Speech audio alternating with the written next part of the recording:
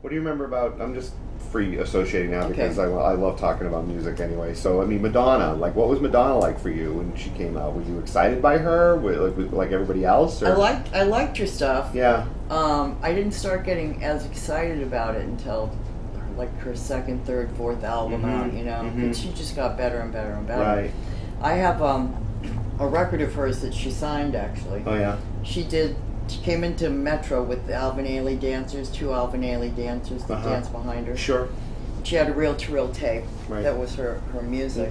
And she said, this is my music, you know, I'll give you a cue, just line up the first song and just let it play. I was like, okay. So she did her little thing, and at the end, she came to get her tape. She said, can I get my tape now? And I said, sure. I said, would you sign my record? With the one where she looked like Marilyn Monroe with the...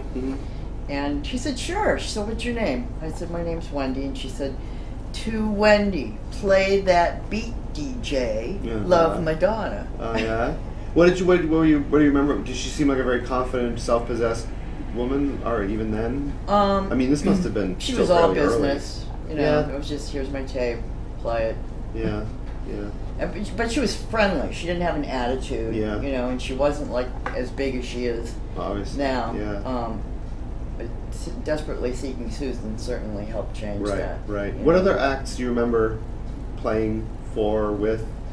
That any stories, any anecdotes from that period of acts that you found particularly? I mean, I know you talked about Felipe knocking the That's like needle the off best the story. turntable. That's the best story. He's a DJ, and he's my friend. But one of the funniest things that ever happened was he would come to visit me, and he'd sit on a milk crate in the booth. Yeah. But it was like winter, and he had to take his coat off. Right. So he took his coat off, and it knocked the needle off the record. Well, now the lights were hooked up to the music. So we have we have a full dark room. No music. No music. And he said, how you doing? I said, hang on a second, I got to put the needle back on the record. Put the needle on the record, and the place went crazy. Right. Because the lights came on. Right. It was funny. It's funny. I mean, people can be very forgiving as long as the music is good. Yeah. They can be even forgiving of bad mixes. I mean, I listen to sort of older mixes of people like Larry Levan from the Paradise, right? Yeah. And, you know, I listen to some of those recorded sets, even like Roy Thode and people like that from Fire Island. And some of those transitions are kind of rough. Yeah. They really are. Because, they were manual drums, so they were doing their best with, stuff that wasn't beat gridded and all that stuff. But when you are in the room live, people are more forgiving if the song choices and programming are on point. Yeah. Right? I agree, totally. I mean, I have... Stephen Burke took some mixes from a reel-to-reel that he had of Dana. Not Dana, Jimmy's. Yeah. And he made us all copies. Yeah. And I'm listening to the records and I'm thinking, wow, some of these things are way off beat. Right. You know? But he got very creative. He'd like do a triple echo on like, that's where the happy people go or something like that. Right. So he was really good at stuff like that. Right. And I think that's when I always go back to the drugs too, because I think it probably, like my impression of like listening to a Roy Thode tape recently, the Fire Island one, was that everything was pitched way up. Yeah. My recollection was that, boy, the coke must have been really good because everything was like pitched way the hell up and everything was super fast. Right. And the mixes were a little crazy and they were a little like, rough around the edges. Right. But I tried to imagine myself in that room at the time and I thought it must have just been amazing. It was. Anyway. Yeah. You can't capture that on a recording. No. I worked at or whatever. It was called In Music Sales, and they own several businesses, and they continue to build. I mean, they bought Denon, Mixmaster, but I handled all the Mixmaster customers. Yeah. Right. That was a pretty good piece of software, especially. It's great software. Yeah. For just making a set at home. Yeah. Great. Yeah. And you don't have to beat match it. You can see where it's. Yeah, I mean, if it goes off a little, beat a little bit, you can see where it's going off beat. Yeah. You can make the necessary. Yeah, and Stephen Burke made us a beat gridded copy of Sylvester's I Who Have Nothing in Mixmeister.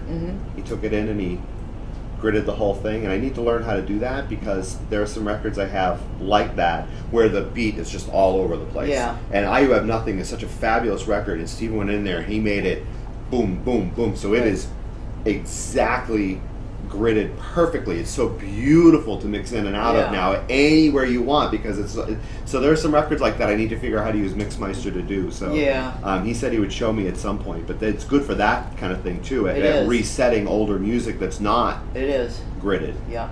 To get it gridded. So you worked there for a while, and I worked there actually for 6 years. Okay. Yeah. Okay. I watched the company grow, and they had a Florida office because the owner of the company, Jack O'Donnell, had a house in Fort Lauderdale, and he always wanted a Florida office so he would have a place to hold sales meetings. Yeah. Or, talking to someone like Jimmy Jam and Terry Lewis were up there, checking out the equipment and stuff that we sell. Yeah. His name is John Terry, the guy I worked with. Yeah. And there was a club in South Florida called The Button, and right next door to it was the Marlin Hotel. And so the DJs from The Button and the other club, the gay club and a straight club, but they would go back and forth between each club. Yeah. Throughout the whole. Yeah. And they had to close at 5 in the morning. I wish that Boston had later closing times sometimes, because even though I'm getting older myself and I don't always want to be out at all hours, I still think it would be healthier for the club business in general if they had later closing times. But it's not going to happen. It's been an ongoing fight here. I mean, right. It just hit another snag. I don't know if it's ever going to happen. Even 3 would be. The people want clubs in Ptown to be closed later than 1. Right. The thing about Ptown is people start partying very early in the day. Yeah. Like tea dance starts at 3:30. Right. Then they go to after tea. Yeah. Then they may or may not go to dinner, yeah. depending on how smashed and drunk and high they are. Right. And at 1 o'clock, I mean, after all that drinking all day, I would be ready to go to sleep at 1 o'clock. Sure. And also, people are walking back to their guest houses and whatnot, peeing anywhere they want,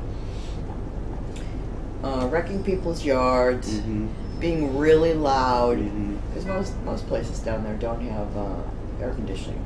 You don't need it. Right. So they will never pass the later. 2 o'clock. Yeah. Yeah, Boston. I miss living with people that live here. The education level is a lot higher. Yeah. I feel as though Florida.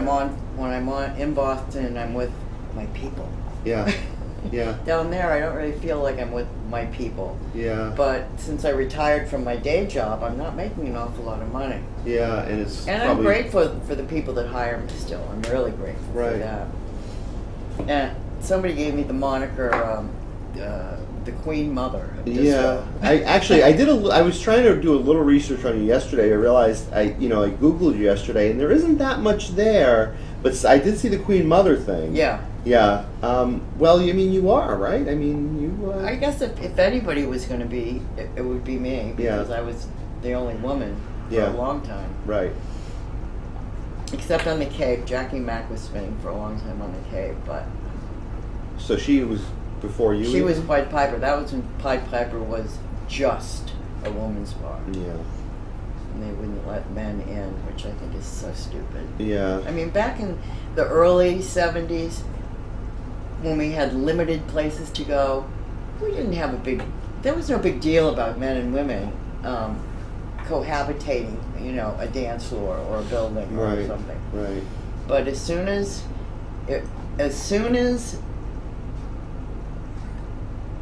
like everything open for women and darts open for men, and then buddies.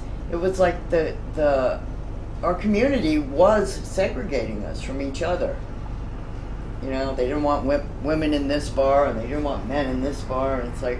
Well, this is what people loved about the 12, right? Yes. Is that the 12 was a very mixed environment. It was. Right? The Paradise Garage in New York was a very mixed environment, right? Although the Paradise was mixed in terms of not just men and women, but also black, white, straight, gay, right? All that, too. Yep. Right?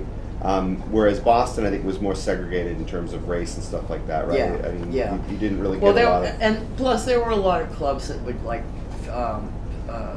target, you know, black people. Right. Like and Cosmo Wyatt would spin it in one of those clubs, yeah. Right. But it's funny because you would see all these other straight DJs coming to the 12 to see what we were playing.